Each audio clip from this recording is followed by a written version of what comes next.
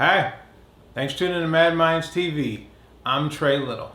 This semester's focus is on change management, and the goal is to look at change management from every angle possible, a wide variety of angles and views. And with this in mind, 8 papers were reviewed, and I gravitated towards one called The paper was published in 2022, and the authors are, I'm paraphrasing from here, and the reference for the study is below this video.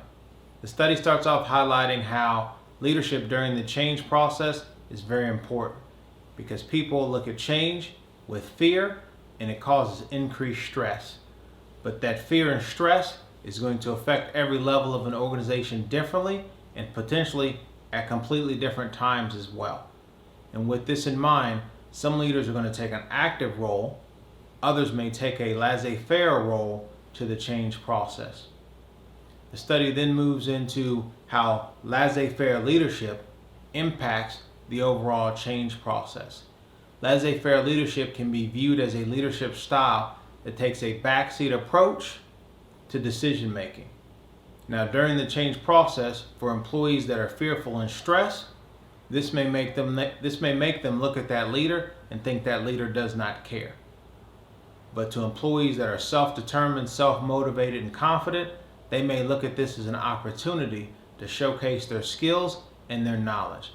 What this means is the leadership approach during a change management process is going to be based on the organizational structure as well as the people within the organization. The paper then moves into job satisfaction as well as burnout, employee well-being, and then laissez-faire leadership. And it actually points out something very fascinating. It says if employees view change as a threat to their potential employment as well as increased stress, then those same employees may want to view failing to change as a threat as well, because the change is probably happening due to a decrease in resources based off a loss of money. This is where the hypothesis for the study comes into play, and it also provides 4 main factors, which are job satisfaction, burnout, role identification or role clarification, as well as laissez-faire leadership. And it provides a great figure, which is figure 1 on page 52.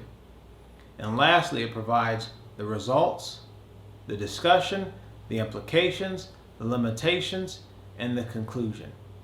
And to sum it all up, if an organization is going to think about or consider change, it wants to look at everybody in that organization and or each section and clarify each person's role during the change process or each section's role during the change process.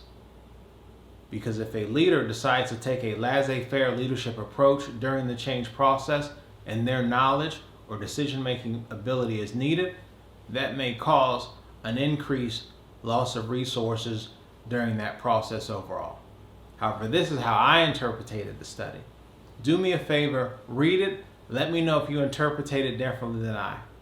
If you're an organization in the change process or contemplating change, definitely check this paper out because it may help you strategize on identifying people who aren't burnt out, who enjoy what they do, so you can actually verify role clarification, because you don't want to choose a change agent that isn't happy with their job and is burnt out.